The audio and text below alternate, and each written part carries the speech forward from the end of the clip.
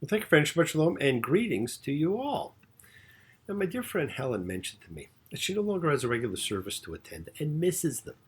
And she views our weekly gatherings as her service connection and asked if I could throw in a few of the Sabbath prayers, and I told her I'd be happy to. Now, the Sabbath is so important within the Torah laws. It's something that everybody can do in whatever fashion they can do it. It's a brief ceasing from day-to-day activity of life in order to sanctify time, because this is holy time. And we do it to bring the sacred time and sacred space together in your tabernacle. Now, traditional Jewish teaching says that every home is a small temple. The table within corresponds to the altar. On every Sabbath, we place bread and wine on the table before the Lord. We say blessings and share the cup and share the bread. Now, these simple covenant rites have survived over 3,000 years, and by partaking in the sharing of the cup and the bread on Sabbath, we reenact the covenant that originated on the altar of God, and we eat from the table of the Lord. And let's take this opportunity now to welcome others, everybody you know, to celebrate our coming together as a like-minded group in a showing of faith, of love as a community, a chavur, a fellowship, when we express our nature of kindness, compassion, thoughts, feelings, hopes, dreams, and wishes that unites us all in this community house of spirit, Beth Ruach. So once again, please do go ahead and invite everybody you know, physically, psychically, socially, emotionally, spiritually, to gather and share from Psalm 133, the Hinei Matov. Come together. Hinei Matov. Nay. Shevet Achim Gam Yachad. Hinei Matov. Nay. Shevet Achim Gam Yachad. How good, how pleasant it is for brothers and sisters together. Community, community, community, together. So as a community, let us all spread love, goodwill, and fellowship to the entire world, my friends. Now, friends, spiritual practice should be a sensual experience, and many of the prayers done at the Sabbath service serve as blessings for us and for God, and are designed to invoke our spirits. Now, let's begin with candle lighting. Now, candle lighting invokes our vision. The flame reminds us that within each of us lives the divine fire that can illuminate the darkest of places. May this light enable you to see the light that you need to do in your life, and to see all of the awesome majesty of creation. Baruch atah Adonai Eloheinu melech haolam, asher kitshanu b'mitzvotav v'tzivanu lahadlik nesher Shabbat. Blessed are you, Lord our God, King of the universe, who has sanctified us with his commandments and commanded us to kindle the Sabbath light. We next raise a cup, thankful for our partnership that we have with creation. May the fruits of the earth nourish each of us and sustain us throughout our journey. Baruch atah Adonai Eloheinu melech haolam borei pri hagafen. Blessed are you, Lord our God, source of life, who creates the fruit of the vine.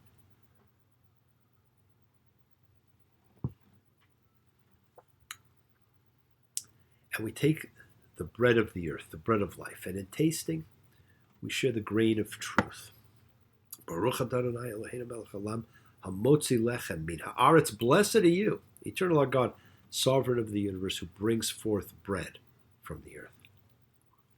Now, my friends, these three things, they're enough to sustain us. Light helps keep fear, the great thief, at bay. Water, juice, wine, and bread, will they keep us alive?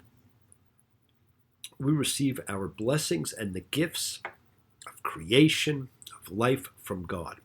And so these little blessings is our turn to bless him and to thank him. And in setting aside a few minutes of sacred time in your sacred space, it's actually your chance to honor your God.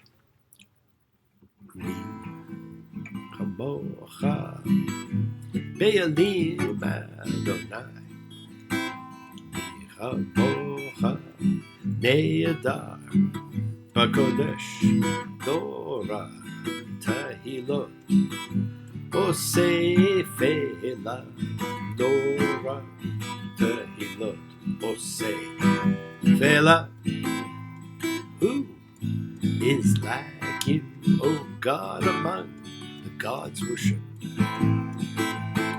Who is like you, God of gods revered? Who is like you, majestic in holiness, fearsome splendors, working wonders? The Sabbath is a special time to both praise and imitate God, creation, life itself.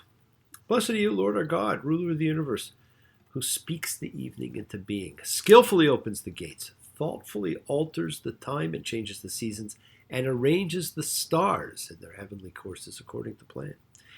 You are the creator of day and night, rolling light away from darkness and darkness from light, transforming day into night, and distinguishing one from the other. Blessed are you, Adonai, who brings on the evening. And as we generate a spiritual connection that unites each of us together as a whole, we can gather, we can send healing and renewal energy out to the world. So let's continue sending special prayers for Debbie, for Angelica, for Marlu and Joanne, for Veronica, for the Cardinal, for Ben and Lindsay, for Bob, for Devorah. So let's send love and renewal and healing to them and to whoever else you know who comes to mind. And of course, make sure you include yourself, my friends, because you need renewal too. It is the kindness, the healing, wishes, goodwill, and love that we all send out that circles the world, finding those in need. So thank you, each and every one of you, for all you do, for all you care, because the world is a world of spirit, and spirit never dies.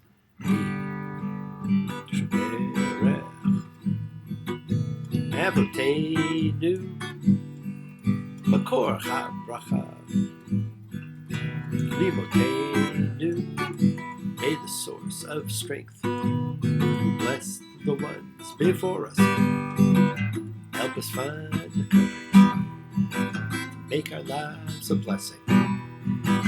The renewal of body, the renewal of spirit. Let us say Amen. Misha Berach, let us all, the world over, have our spirits renewed. We all need renewal, my friends. Sacred time in your sacred space. Now, even if only for a few minutes, that's all that you need. Hey, if you can take the full day, that's great. But if not, these few invocations can be part of your intention, your kavanah, your Sabbath service. Well, you know what they say about March in the weather. In like a lion, out like a lamb. And we've certainly had it come in like a lion. So let's hope it goes out like a lamb, which would be so apropos because this year, March 31st marks the first day of Passover, the holiday about leaving our fear, and where lamb plays a very large part. We'll talk about that in the weeks ahead. And do not forget, next week we will have the Rosh Chodesh of Nisan, the most important new moon of the year. When you put in motion the year and the life that you want to have. Join us for the Great Reset. And do not forget to ask for your booklet to highlight the steps. We'll send it out to you right away. Now, welcome, my friends, to the last two readings of Exodus. We have a double parsha this week. And we find ourselves in the throes of construction of the Great Tabernacle, after which we will be poised to move on. And as you will see, the concluding words of Exodus point forward not to the priestly regulation of the book of Leviticus, which immediately follows, but to the book of Numbers, with its tale of wilderness wanderings, near catastrophic defections, and dangerous tensions between the leader and the led. It should be the natural book to follow, but it will have to wait because the priestly instruction manual comes next. Now, as I've said before, there is more written about the tabernacle than anything else in the Torah. This is Yaakov's and many others' favorite biblical topic. Now Moses returns from the top of the mountain the second time, and he assembles the people, and we get the full details and watch the construction for all the tabernacle items. And the book ends with God's glory, kavod, a palpable manifestation of the deity descending onto earth into the tabernacle. Hasta la vista, book of names. This is Vayakel, and pekudei, and he assembled, and it counts. So what is the tabernacle? Well, we know its Hebrew term is mishkan, which means abode, residence, dwelling place. It is the abode of God. It is God's home when on earth. As he says, I will tent among the people there. Now think of it as that, not as a religious structure like a temple or a church. It is home. Do we each not have our own tabernacle, our own home?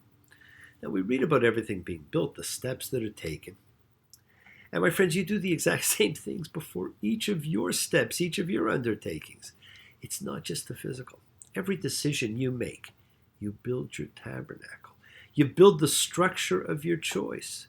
When you went to school, the courses you took, when you chose a career, where you would work, where you wanted to go, you took those same steps. When you married, you designed and you built your family and your tabernacle, the place where you chose to live. The tabernacle is about home, and we are now about to take that journey home. I'm sitting in a railway station, got a ticket for my destination. On a tour of one-night stands, my suitcase and guitar in hand. Every step is neatly planned for a poet and a one-man band. Homeward bound, I wish I was. Homeward bound, home where my thoughts escaping, home where my music's playing, home where my love lies waiting silently for me. The tabernacle was God's abode, God's home when here. And what do we have at home? Comfort, identity, love. Friends, we are going to be going home. It is when each of us defines and seeks wherever we may be. Now, one of the fascinating things we see in this parsha is that men and women work together to build the tabernacle. Now, there's unparalleled cooperation. There is joy in the work. So I wonder what happened to stop that from continuing. And you hear something you may never hear again. Exodus 36:5. The people are bringing too much for the work of the task of the Lord that the Lord charged them to do. Now, when will any charity that you know say, stop, it's enough, don't give anymore? Not in our lifetimes. Friends, in this passage, something very important is taking place. It's about the theme of Israelite generosity for the construction of the tabernacle. Now, perhaps it's partly as a critical reversal of the ill-considered donations for the golden calf, but I don't think so. And it's given this climactic flourish. The donations go over the top, and people have to be held back. They're not supposed to give any further.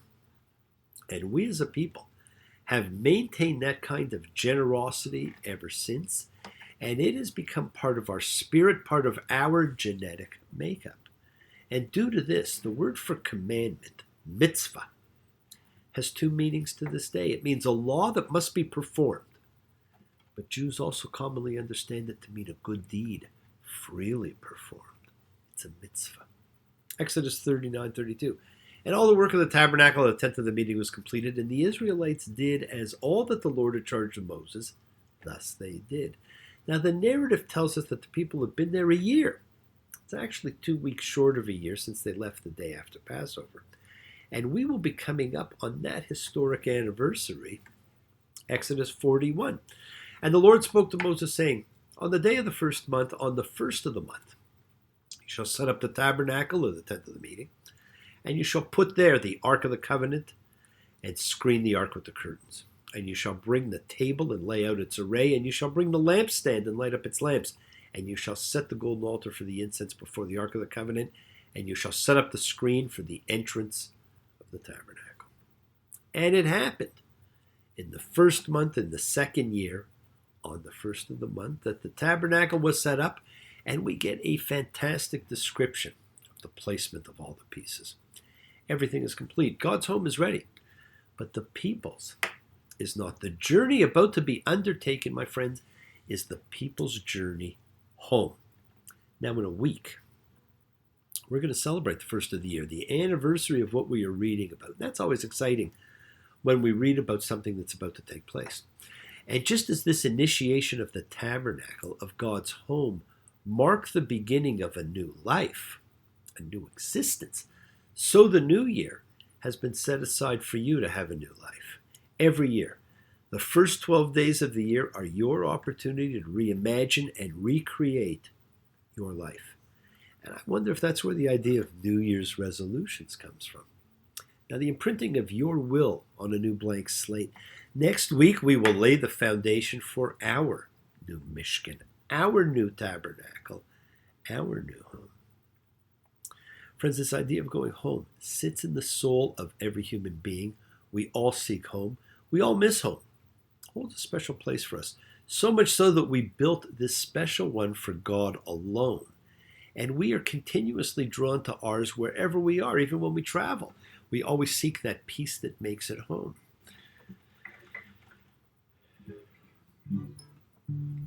Big wheels keep on turning. Carry me home to see my king. Singing songs about the Southland. I miss old Bammy once again, and I think it's a sin. Sweet home, Alabama, where the skies are so blue. Sweet home, Alabama. Lord, I'm coming home to you. Friends, make your home your tabernacle. Make your home a sacred space for you. Yes, the world is sacred. So is everything in it. Express your gratitude, light a candle, make a wish. Celebrate your life and the lives of everybody you know and those that you love. Share your feelings with them. Live free, be free, honor your freedom. Be well, be happy, and be blessed. Share and honor the light, and all who live in the light and continue to shine. Continue to send everybody you know goodwill and love. Pray for peace and freedom for everyone, and end to terror and hatred. Remember, friends, we are a community. We learn together, we celebrate each other, we love each other. We share this ride together, men and women equally. Let us send out love, not fear. Send out peace, harmony, goodwill, and healing to all who need it. And we all do need it. And please do learn to forgive and learn to love, including yourself. Open your hearts and honor the relationships of your life. Tell those you love that you love them. Take advantage of the time you have. Enjoy the journey. We take the twists and turns and the patterns that weave through the fabric of our lives in our effort to grow, to learn, to be, to love. So please do love. Now bless you all. Have a fantastic week, a week of love and light, a week of peace, a week of miracles. And examine your intentions and use them to imprint your will on the universe. Remember, we set in motion all that happens in our lives. Our intention, our kavana, our cause, our effect, everything is linked. Now, as I've said, you always have time to forgive and to be forgiven. You do have that knowledge of what is good and bad, so acknowledge what you've done wrong to yourself, to God, and to any person you've wronged. And ask forgiveness. Do so with sincerity, with accountability, and with vulnerability. Forgive those who've hurt you as you learn to be a forgiving and compassionate person. Because the secret of forgiveness, of compassion and peace, my friends, is in acceptance. Can you accept yourself, other people in the world just as they are? Can you accept life just as it is without trying to control it? If you do, you can experience the peace that acceptance brings. When you are present, you interact with life without trying to prove anything or push any agenda. And when you are present, you are aware of the vitality and aliveness that is both inside and outside of you. You are one with the universe, so do not stop your journey. Do not stop moving towards your promised land, your home. Keep on dreaming, keep on being, keep sharing, keep shining, keep teaching. Keep spreading joy and goodwill wherever you go. Do not follow fear. Follow love. It's always in front of you. And remember to have faith and unwavering adherence to principle. Just as I have faith in the principle of love in all of you. Act with purity of heart and mind. Despise none, defraud none, hate none, cherish all. Honor every child of God, every creature of the earth. May all people know peace in this year. And may you nurture kindness and love everywhere you go. Work to be present in the body. Expand your heart. Quiet the mind, because the deepest source of real power does lie in consciousness and the ability to be mindful, aware, present in all circumstances. Make the most of your time in this life. Continue to touch and transform lives around you. You're never alone. You're forever blessed, and you have the ability to bring blessings to everybody you meet. You can bring health, love, renewal to everybody you come across.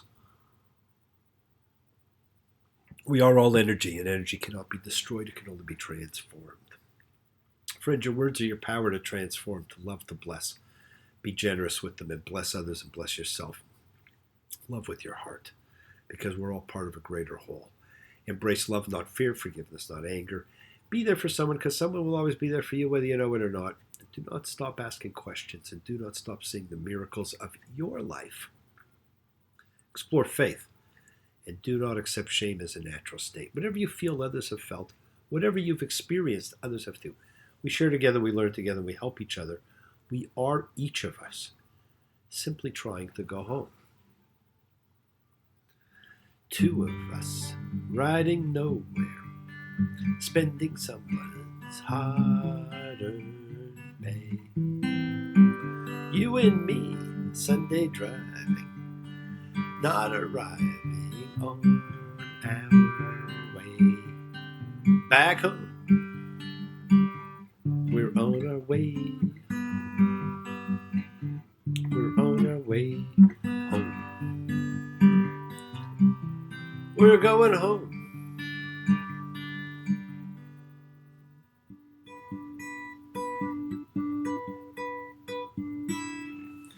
Well, my friends, be happy, be healthy, be helpful, be kind and be loving, and get ready to create the life that you want.